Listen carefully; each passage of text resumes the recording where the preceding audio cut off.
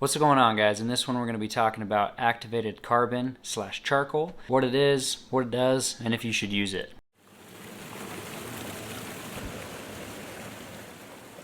Now, if you're not familiar with activated carbon, what it is, it's basically charcoal that's been heat treated at very high temperatures just to create a ton of tiny little pores on the surface of the charcoal. Now, what this does is it creates a ton of surface area to trap a lot of different types of pollutants. Now, this activated carbon isn't going to be necessarily the best mechanical or biological filtration.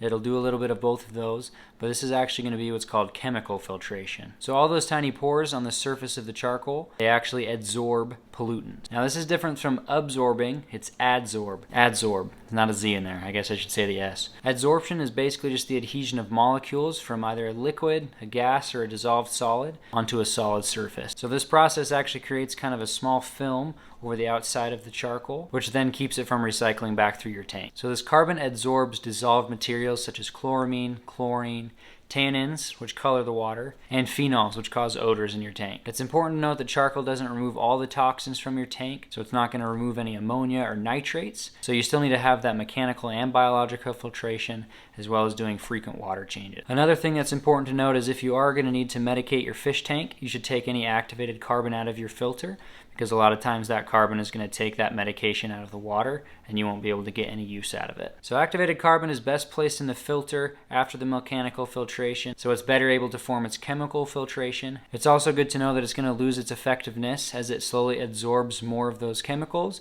There's less and less space for those chemicals or toxins to be pulled out of the water onto the charcoal, so it is good to replace the charcoal in your filter every once in a while. Now, activated carbon is definitely not a must in your fish tank filters. I've never really used them in my fish tanks. It is an added extra, probably not really going to hurt anything if you add it in there, but if you are having issues with water color or odors in your fish tank, or if you feel like the overall health of your fish could improve, this is something that is worth trying. Overall, activated carbon is definitely a good option to keep in your fish tank. If you're interested to know more about filters in general and what's going to be best in your fish tank, check out this video right here. And as always, thanks for watching.